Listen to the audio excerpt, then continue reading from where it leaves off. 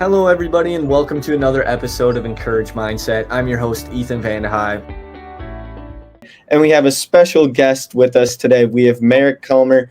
How are you doing today, Merrick? And tell us a little bit about yourself. Ethan, look, I'm phenomenal. So it's a nice sunny day. Well, it's actually nighttime out right now, but it's a nice moonlit night out in Orlando, Florida. So loving it, kind of cool right before summer hits. But my name is Merrick Calmer. I'm one of the co-founders and COO of Higher Training. So what Higher Training is, we bridge the gap between people looking to enter the sales and recruiting industry by giving them training and by tailor making their first career move for them. So what that means is while you're taking the time to learn everything about the industry and what you need to know to succeed, we're in the background finding the ideal first job. So I'll put a pause right there. That's kind of the broad stroke of it all. But it's a really exciting company, really exciting time to get out and sell and build an organization.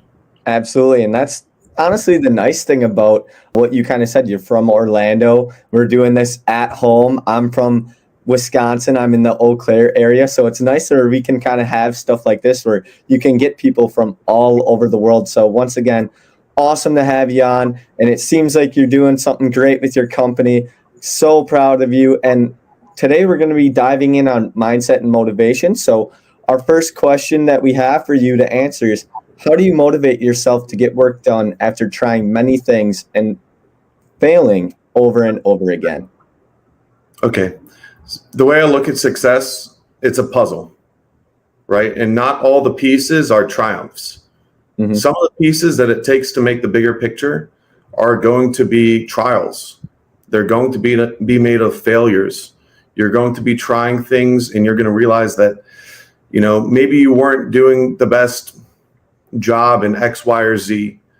And that's part of success. And that's the beauty of not only learning, but also entrepreneurship. Because really what I learned, two things. In my sales career, I learned fail fast. You need to get out there, hit the gridiron, and make mistakes. But also have someone there that can coach you up, give you active feedback so you can consistently grow. But go out there, make mistakes, and learn. And with entrepreneurship, one of the largest things, everything's always changing. And that's what I love about this, because you're really building something. But some things don't always work. We've already changed the name of our company once, right? We've learned to trademark things. We've learned some issues with contracts. Those were all small failures that lead to a larger success. So that's what I always have in mind when I'm thinking about failures. Yeah, definitely. That's a good point. I think a lot of people don't understand that failure is something to learn from. They think, oh, I failed, I'm just going to give up on it early, call it a quit. It's like going to the gym, for example, going to work out. They do it well for 5 days. They can't get there that 6th day, and then they just give up on it or they quit on it for those 2 weeks, and then they finally start it back up again. So that's a great point that you said. Failure is learning. You want to fail a lot. You want to learn. You want to develop yourself. That's what mindset and motivation is all about, is learning and developing yourself. And that's a great point. And what you learned is what you said is, hey, I learned my company name wasn't going well for me. So we kind of had to rebrand, refigure things out. So that's awesome. You failed once, you failed twice, you failed 3 times. As many times as you fail, you got to keep getting up and keep getting after it. So that's a great answer. And that kind of falls into our next question here is, why do we willfully and consciously engage in self-destructive habits while ignoring our better judgment? And I'm going to put a pin in that for 1 second, because my last two things I want to say, you only fail when you quit. That's one. And the second one is the master has failed more than the beginner has tried. Fail. But why do we willfully engage in self-destructive habits while ignoring our better judgment? It's easier. Yeah. If I'm driving by Krispy Kreme and I have a salad at home and I know I have to eat a salad, but it's been a long day and I made a lot of phone calls and I got a lot of no's, and we make excuses for ourselves. And it's easier to do sometimes the more self-destructive things. It's hard to have discipline. every day. It really is. That's why many people aren't out there doing it. If it was easy, everyone would have six packs and they'd all be billionaires. Yeah. But that's where grit comes in. And that's where you really have to understand your why. And I think that's one of the largest things that us as individuals struggle with. Mm-hmm.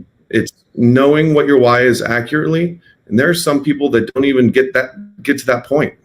There's some people that don't even think about it. So when you're not thinking about what your purpose is, when you do not have intent on your day-to-day activities, it's really easy to fall into those traps of self-destruction. But when you do have intent, you're focused, you have purpose, you have drive towards a goal, you're going to be able to keep your blinders on. So that's how I look at that all. Yeah. And I think that's a great point that you brought up was, hey, sometimes you are going to fall, you are going to bounce back. And ways that I kind of view it is, you brought those good points up.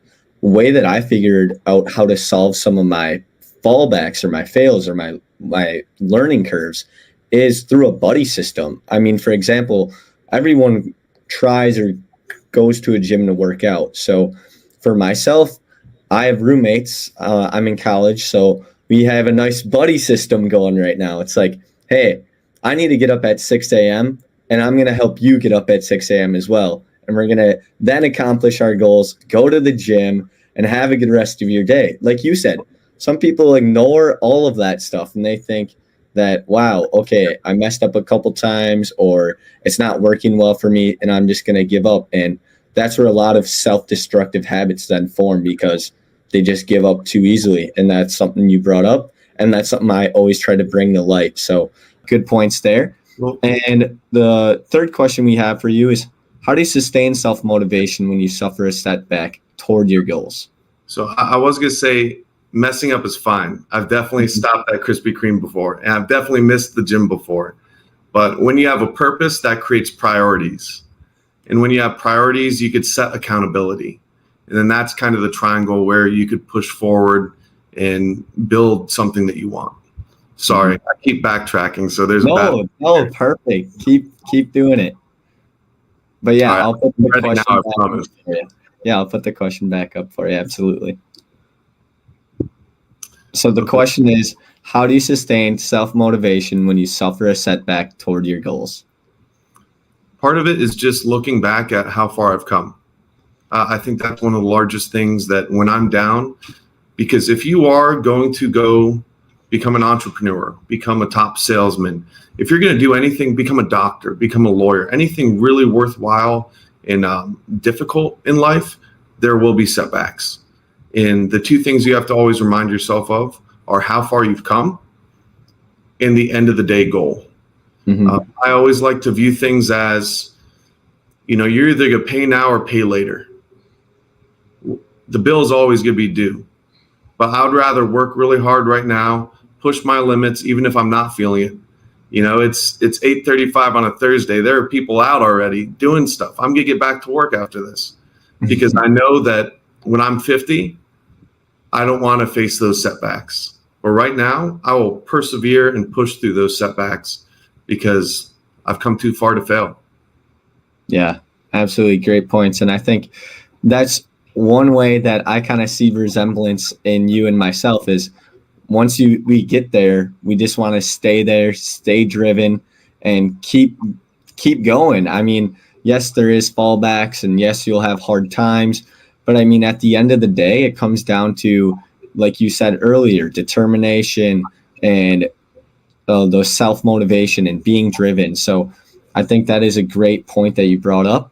And I think a lot of people need to hear that a lot more and realize, hey, there is stuff that's going to happen in your life.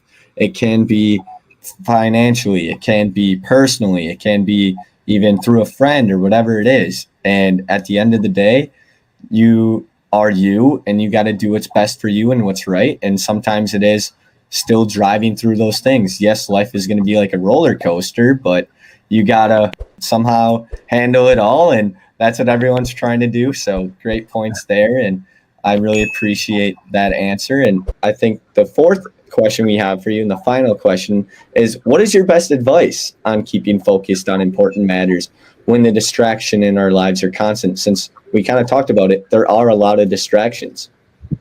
Definitely. So you could take these in two ways, right? Or that question in two ways, a macro and a micro. So what the micro looks like is, how do I stay focused on my day-to-day?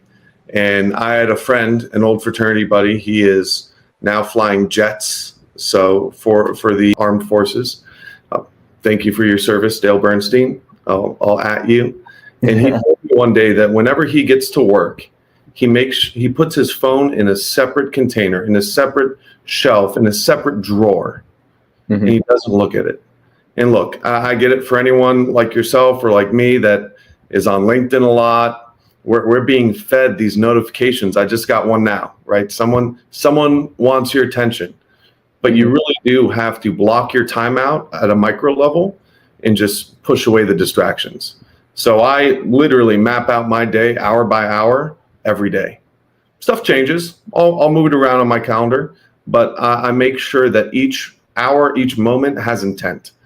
From a more macro level of life, my favorite explanation of how I live my life is that for each of us, there's an ideal version of ourselves, right? It's the version that we think about right before bed, maybe when we wake up. You know, what does that person sound like?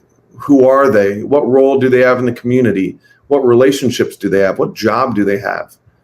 What's their aura? You know, and I focus on my ideal self. And then with each day, I try and make sure that I take one step towards that direction. So I know we talked a lot about purpose, about setting priorities, about goals, and it all goes into knowing what you want. If your ideal self is playing video games every single day and you like Krispy Kremes and you're fine with that, take one step every day. Quick way to diabetes. Please go to the gym maybe, but take care of yourself. But you have to know what your North Star is.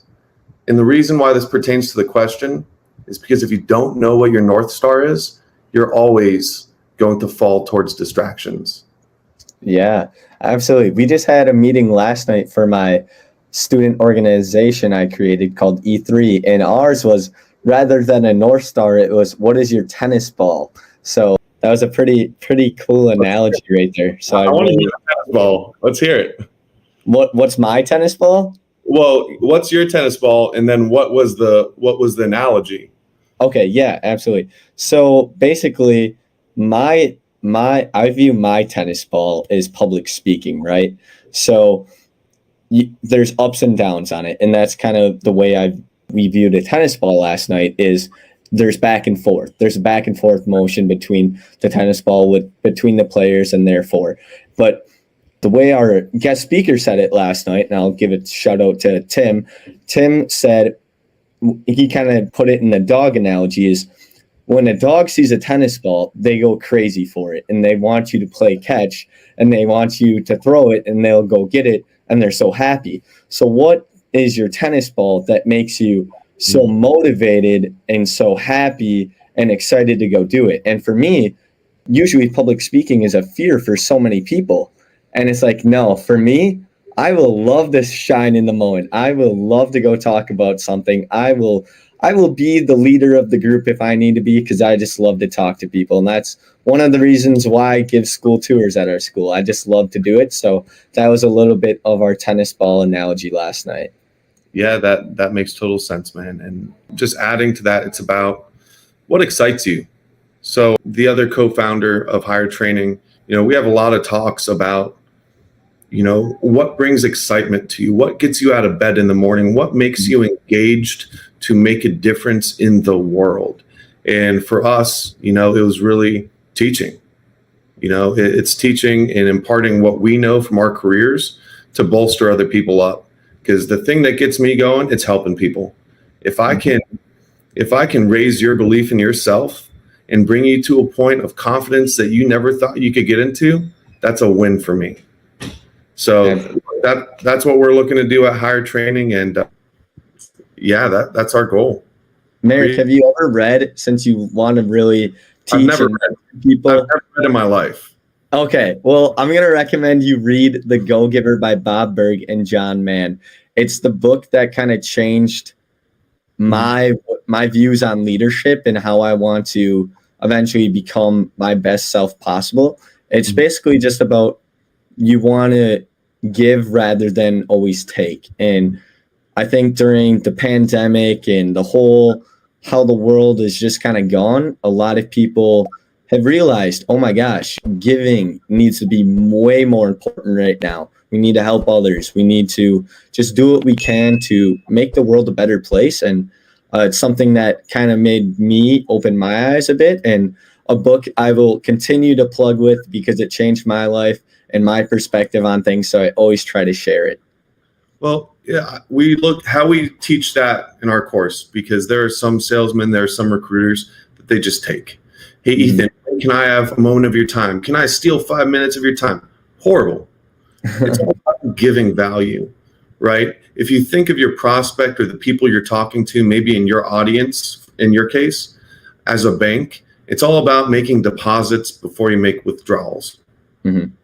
That's how I look at everything. And one of the major things that's been motivating me and why I love meeting with people like yourself and other aspiring leaders, entrepreneurs of the next generations, it's our time to shine, right? It is our time. We're getting to the point where we are up to bat. And now it's the Ethans and the Merricks making a difference and paving the way for other people. So that is really what I love. If anyone needs help on anything related to sales or recruiting, resumes, career readiness, I got you. Just give me a DM. Absolutely. And I think that's a good way to conclude by saying, how can you help others? But Merrick, is there any way we can, or I personally can kind of help you at all? No, this is, everything comes back around, and the world is a very small world, right? And it's about these interactions, and it's about building relationships like this, that 5 years from now, 10 years from now, when you're a huge motivational speaker, and when I'm owning 3 of my companies, because I got the next 2 already lined up, it's going to be tremendous. Well, you and I will talk offline, but that's when we have a relationship where, it's always going to be paying its dividends. Because if we're both banks, we have so much money in there that we can just take withdrawals and give them to people. So look, I'm just happy to be here. If you ever want to have other discussions, I love where your head's at, and I'd be happy to talk and join you again. Absolutely. Awesome. Well, that concludes this episode of Encourage Mindset. Once again, we thank Merrick for being on the show. And once again, everybody, please listen to this episode, share it with a friend, because we love to help develop other people and yourself. Thank you very much. Have a good rest of your night. So if you're ready to grow, hit that subscribe button, drop a comment, and let's build a mindset that empowers and transforms.